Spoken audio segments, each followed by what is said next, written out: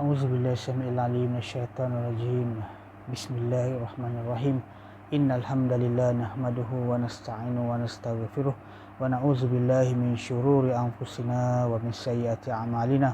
Man yahdihillahu fala mudhillalah wa may yudlil fala hadiyalah wa asyhadu an la ilaha illallah wahdahu la syarikalah wa asyhadu anna Muhammadan abduhu wa rasuluh. Jadi pertama sekali mari kita mengucapkan rasa syukur kepada Allah SWT kerana Allah Ta'ala telah memberikan kita satu nikmat yang besar, iaitu nikmat iman, nikmat Islam. Tiada nikmat yang lebih besar dan lebih bahagia bagi seseorang manusia apabila diberikan nikmat iman dan Islam. Jadi hari ini insya-Allah kita akan berbicara tentang seorang ulama yang terkenal di Malaysia, iaitu Haji Abdul Malik Karim Amrullah ataupun lebih terkenal dengan panggilan Buya Hamka. Apa yang akan kita bincangkan pada ketika ini adalah tentang kisah penahanan beliau ketika di bawah pemerintahan Presiden Indonesia yang pertama, iaitu Bung Karno. Penahanan beliau disebabkan apa? Kerana tuduhan bahawa beliau telah menjadi ejen Malaysia. Ini yang menariknya kerana beliau ditahan di bawah tahanan tanpa bicara. Bukan tanpa bicara, ditahan tanpa diketahui dan dinyatakan sebab sebab apa beliau ditahan. Dan bila disoal siasat, disoal sidik oleh pihak kepolisian Indonesia, barulah beliau tahu bahawa beliau kononnya telah dituduh sebagai ejen kepada kerajaan Malaysia. Pada hari Isnin tarikh 27 Januari 1964, selepas beliau habis mengadakan kuliah ataupun kuliah duha lah, kita boleh katakan sebagai kuliah duha untuk kaum ibu di Masjid Agung Al-Azhar. Masjid Agung Al-Azhar ini adalah masjid di hadapan rumah Buya Hamka di Jakarta. Beliau telah didatangi oleh 4 orang polis yang berpakaian preman, berpakaian biasa, dan telah dibawa ke Bogor. Ditahan di sana dan dibawa ke Bogor. Ketika di dalam tahanan barulah Buya Hamka mengetahui bahawa beliau ditahan atas alasan kononnya beliau telah menerima duit ataupun wang daripada kerajaan Malaysia berjumlah 4 juta. Cuma tidak dinyatakan oleh pihak polis, tak dinyatakanlah sama ada 4 juta rupiah ataupun 4 juta ringgit. Kemungkinan besar 4 juta ringgit lah. Sebab kalau 4 juta rupiah tu kalau di convertkan ke duit Malaysia tu lebih kurang dalam mungkin dalam 1000 lebih je, 1000 lebih je.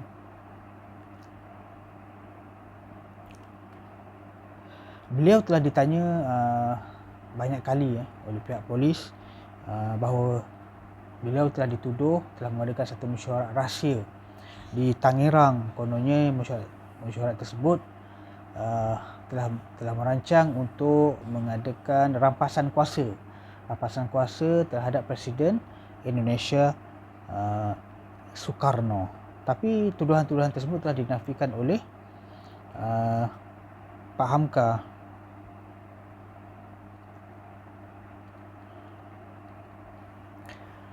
Buya Hamka telah dituduh mengadakan satu mesyuarat sulit di Tangerang, yang kononnya di dalam mesyuarat tersebut telah merancang secara teliti untuk mengadakan rampasan kuasa terhadap pemerintah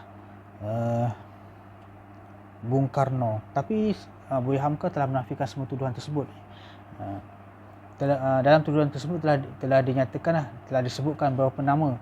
Kononnya nama-nama tersebut telah mengakui bahawa Buya Hamka ada dalam mesyuarat tersebut. Tapi Buya Hamka menafikan sekeras-kerasnya.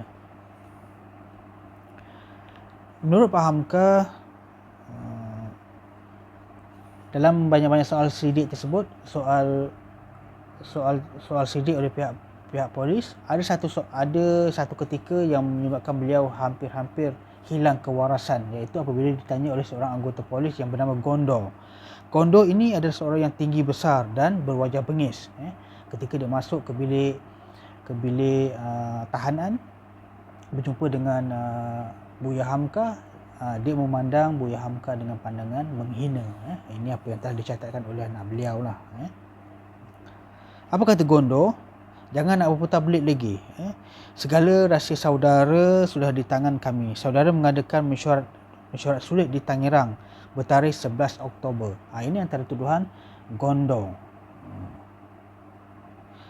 Kata Gondo, kamu saudara telah menerima surat dari Tengku Abdul Rahman dan juga telah menerima wang berjumlah 4 juta. Cuma Gondo ni dia tak nyatakanlah 4 juta ringgit ke ataupun 4 juta rupiah. Tapi kemungkinan besar adalah 4 juta ringgit, sebab kalau 4 juta rupiah lebih kurang 1000 lebih saja.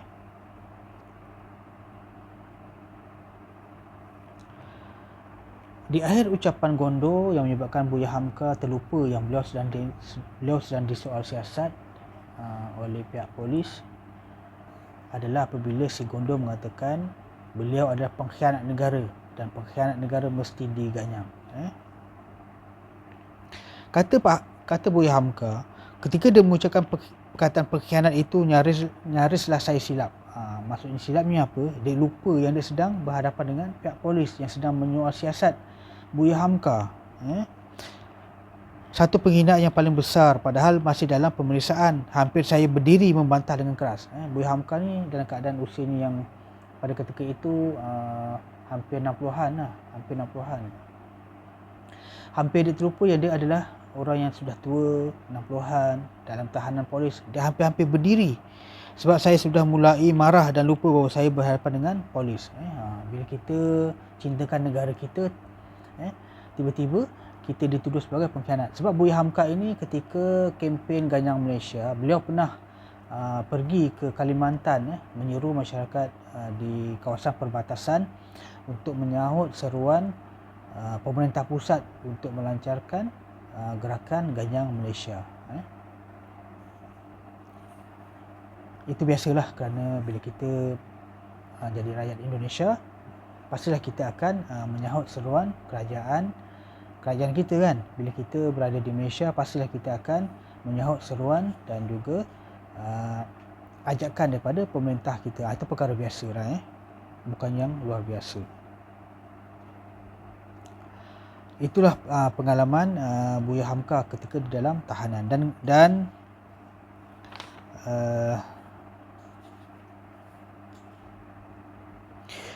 Buya Hamka juga telah dituduh menerima surat daripada ejen-ejen Malaysia. Antaranya konon-kononnya Buya Hamka telah mendapat surat daripada Tengku Abdul Rahman, daripada seorang lelaki yang bernama Muhammad Nazir yang dialamatkan kepada Hamidullah dan Dalari Umar. Ini antara nama-nama yang disebut semasa Buya Hamka di dalam tahanan.